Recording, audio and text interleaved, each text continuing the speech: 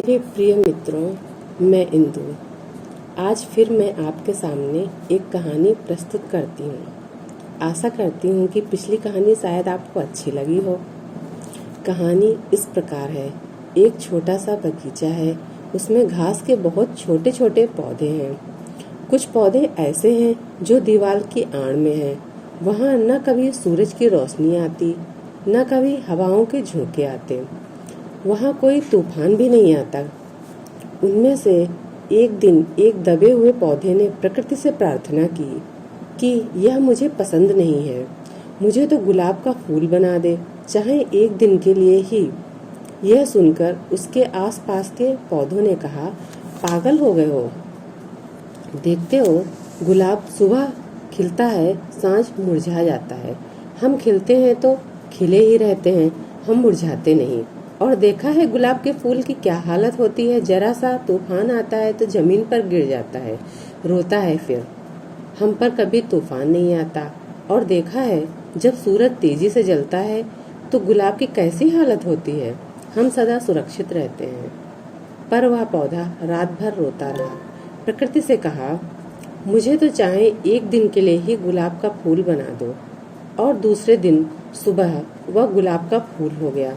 उसके साथियों ने कहा, बिल्कुल नासमझ हो, पागल हो।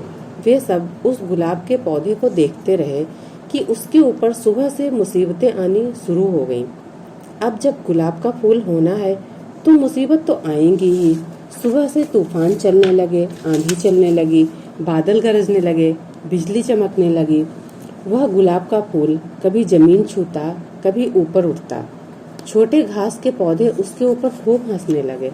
उन्होंने कहा, कितना समझाया, ना समझ नहीं माना, अब मरा जा रहा है।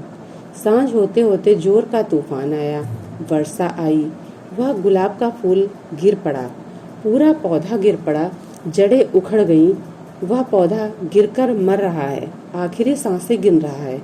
छोटे पौधे ने कहा कि देख क्या हालत हो गई। उस गुलाब के पौधे ने कहा, अपनी सारी जिंदगी बेकार है। यह एक दिन बहुत आनंद का रहा। जब हम तूफानों में उठे तो हम तूफानों को भी जीत गए। तूफान ने हमें गिराया, लेकिन हम उठे भी तूफान में।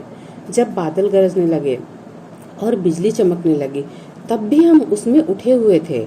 आज जब हम जमीन पर गिर भी पड़े तो क्या इतना तूफान चला, इतने बादल गरजे, तब कहीं छोटे से गुलाब के पौधे को गिरा पाए।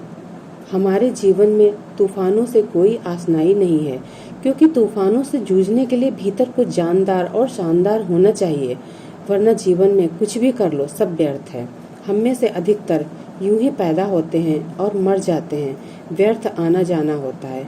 राह बोध की हो, सत्य की हो, कदम बढ़ाने की हिम्मत हो, फिर तूफान तो आएंगे ही, पर इतना सामना भी हंस के कर पाओगे। आज इतना ही। मेरा प्रणाम स्वीकार हो।